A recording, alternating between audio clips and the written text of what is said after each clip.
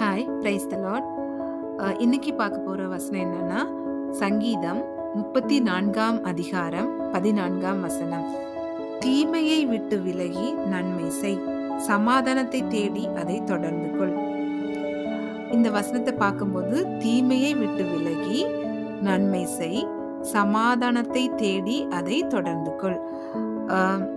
இதுக்கு எக்ஸாம்பிளா நம்ம பார்த்தோம்னா யோசேப்பு வந்து அவங்களுடைய ஃபேமிலியில் உள்ள பிரதர்ஸ் அவங்க எல்லாரும் சேர்ந்து அவங்கள வந்து குழியில தூக்கி போடுறாங்க. அதுக்கப்புறமா வந்துட்டு வேற ஒரு கண்ட்ரிக்கு அவங்கள விற்று அனுப்பிடுறாங்க. அவங்கள ஒரு பிரதர்னு கூட திங்க் பண்ணாம அந்த மாதிரியான ஒரு கொடூரமான செயலை சொந்த அண்ணாங்களே பண்றாங்க. அப்படி பண்ணியும் யோசேப்பு எப்படி அவங்கள லாஸ்ட்ல ட்ரீட் பண்ணாங்கன்னு பார்க்கும்போது அவங்க செய்த தீமைக்கு பதிலாக அவர் நன்மையை செய்தார். அதே மாதிரி தான் நம்மளுடைய வாழ்க்கையில ஒரு ஃபேமிலிங்கிறது வந்துட்டு நமக்கு வந்து ரொம்ப ஒரு இம்பார்ட்டண்டான ஒரு விஷயம். அப்படிதானே? நமக்கு எந்த ஒரு விஷயமானாலும் நம்ம என்ன பண்ணுவோம், ஃபேமிலியில் உள்ளவங்கள்ட்ட தான் ஃபர்ஸ்ட் போய் ஓடி போய் ஷேர் பண்ணுவோம். நமக்கு ஏதாவது ஒரு கஷ்டம் ஆனாலும் சரி, நமக்கு ஒரு சமாதானமாக இல்லைனாலும் சரி, நமக்கு ரொம்ப கவலையாக இருக்கிறோம், ரொம்ப டிப்ரெஸ்டாக இருக்கிறோன்னு நம்ம ஓடி போய் யார்கிட்ட போவோம், நம்ம ஃபேமிலியில் உள்ளவங்கள்ட்ட தான் ஃபர்ஸ்டில் போவோம். அஃப்கோர்ஸ் நம்ம சேவ்டான பீப்புள்னா நம்ம காட்கிட்டையும் போவோம். காட் தான் நம்மளுக்கு ஃபர்ஸ்ட் ப்ரையாரிட்டியாக இருக்கணும்.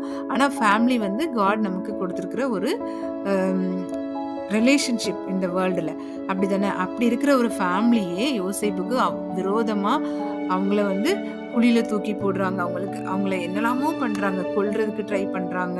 அப்புறமா வந்துட்டு இன்னொரு பிரதர் மனசில் ஏதோ ஒரு ஓரத்தில் சாஃப்ட் கார்னர் ஆகி அவங்கள விற்கிறாங்க.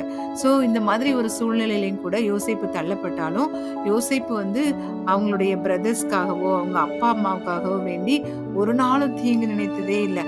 அதே மாதிரி தான் அதுதான் கர்த்தர் சொல்றாரு, தீமையை விட்டு விலகி நன்மை செய், சமாதானத்தை தேடி அதை தொடர்ந்து கொள்.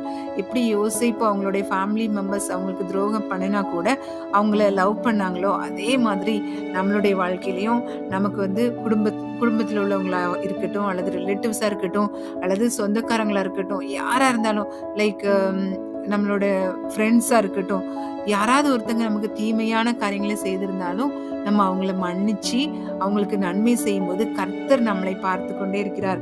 அப்போ வந்து கர்த்தர் அதற்குரிய ரிவார்டை நமக்கு தருவார்.